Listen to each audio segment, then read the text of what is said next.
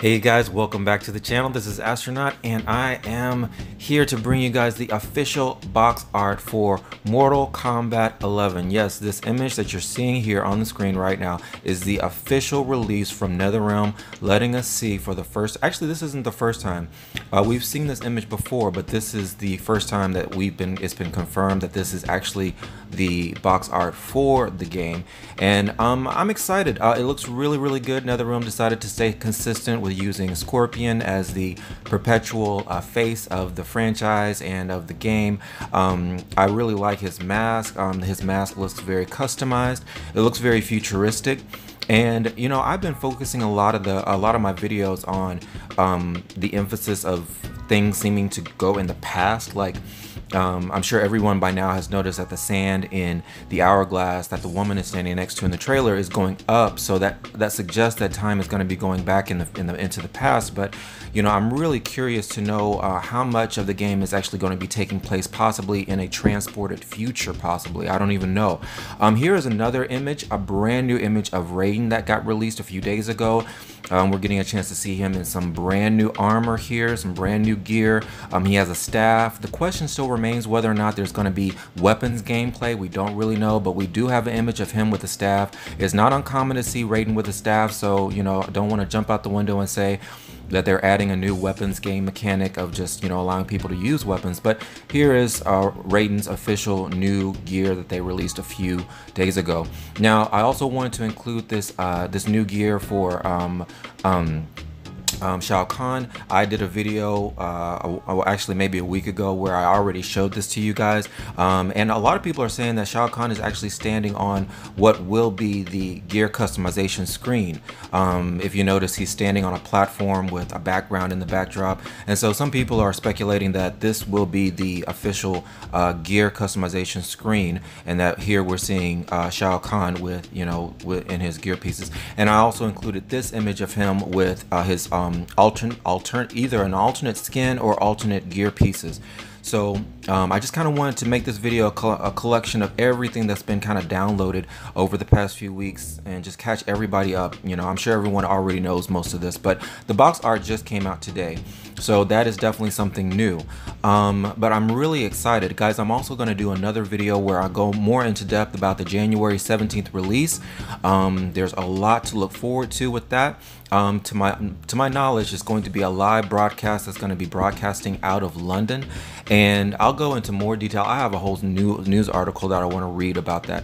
But basically, of course, by now everyone knows that this January 17th event is going to be a community event. They're going to plan to show off some gameplay footage. It's going to be really exciting to be able to see exactly what the game is going to look like, you know, on our screens, you know. And also I know pretty much everyone at this point, with all the technology involved and the fact that they're using the Unreal Engine 4 at this point instead of Unreal Engine 3 like they did for Mortal Kombat X. I am expecting a visually beautiful game. I really am expecting a visually stunning game.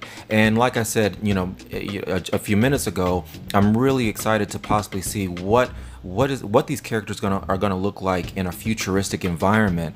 You know, I've been focusing a lot on the past. It does seem like the storyline might be delving back into the past, but I'm really curious to see what this game is going to look like in a futuristic setting, especially the fact that I've seen so many images of Scorpion by this point with, you know, alternate, you know, what do you call them, alternate you know, masks on.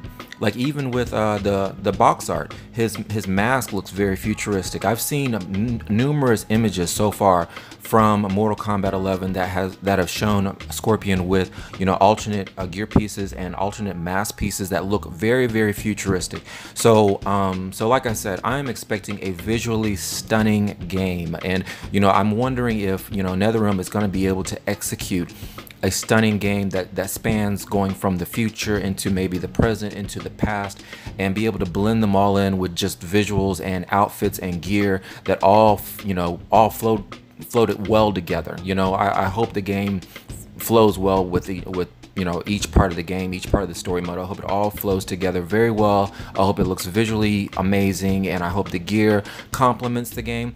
I've kind of had a concern over the whole gear customization, because I've done a lot of videos saying I did want gear customization, then I said no, I don't. But now that it's confirmed that they are having gear customization, I really hope that they're including gear customization as a way to enhance the franchise and to stay true to the the storyline, to the representation of the characters, because there's a part of me that's thinking that they might be doing gear customization to turn Mortal Kombat 11 into a huge cash cow, kind of like Injustice 2. I'm sorry if there's any Injustice 2 fans out there who might be offended by me saying this. I'm sorry.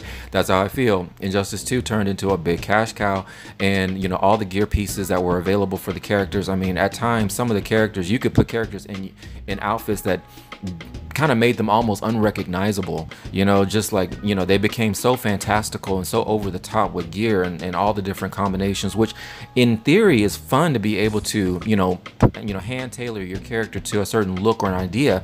But it got to the point where some of the characters didn't even look like themselves anymore. It was just so over the top. So I really hope, from what I know, I believe they're going to incorporate both skins and gear customization for Mortal Kombat 11. I don't know for sure, but I really hope that gear customization is something that's going to complement the characters and complement the storyline, and doesn't become something that goes out of into outer space, into like especially you have characters that are more sensitive to color palettes in Mortal Kombat, in the Mortal Kombat universe. For example, yellow is always Scorpion, red is always Ermac, green is always Reptile, blue is always Sub-Zero.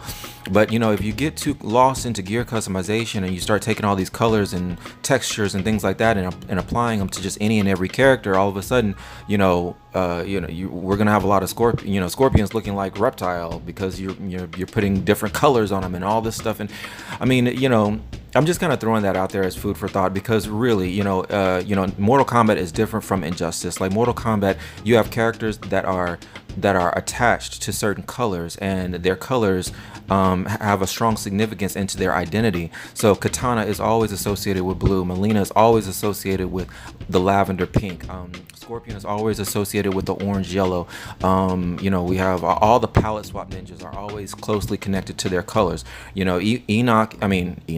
Ermac is Ermac because he is closely connected to red. So because of that, I feel like whatever gear customization that they allow, it has to be hand tailored to the Mortal Kombat universe. They just can't introduce some sort of gear customization that just allows any and every possibility of just whatever out there, because we still need these characters to look and resemble the characters that they are.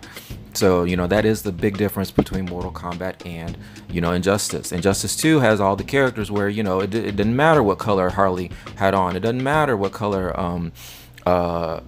you could put different characters in different colors, and it just it didn't distort who they were or their identity in the universe. So anyways, but yeah, okay, so guys, I'm gonna be doing another video where I'm gonna be discussing the January 17th reveal. I have an article that I'm going to read. It's going to have all that good information, and according to the report from the reveal that is coming up, we're going to get glimpses into new characters, we're going to get glimpses into the story mode, and of course we're going to get the gameplay footage. So there is a lot that they're going to hit us with on January 17th. So this is definitely the time to just hit the internet. If you're not the type of person to be on the internet a lot, but you're a Mortal Kombat fan, this is the season to get online and to keep up with everything. We're kind of getting like a blow by blow every day of something new coming up. And also don't forget that the beta is going to be coming up in March, which is a month before the release of the game. The game itself is going to be coming out on April the 23rd. And if you want to play with that beta, you do need to pre-order your copy. The regular edition is $59.99, and the special edition, or the premium edition, I believe is $99.99. So with those pre-orders, you're going to get Shao Kahn, and you do need to pre-order one of those copies if you do want to take part in the beta coming up in March. So I don't think they've given us a specific date for the beta, but we just know it'll definitely hit us a month before before the release of the game, April 23rd. So yeah, so guys, I'm really excited about all of this. I hope you enjoyed this video. I hope you enjoyed the box art and the new Raiden skins and the new Shao Kahn skins. And stay tuned, I have another video coming up for you guys soon. Astronaut out.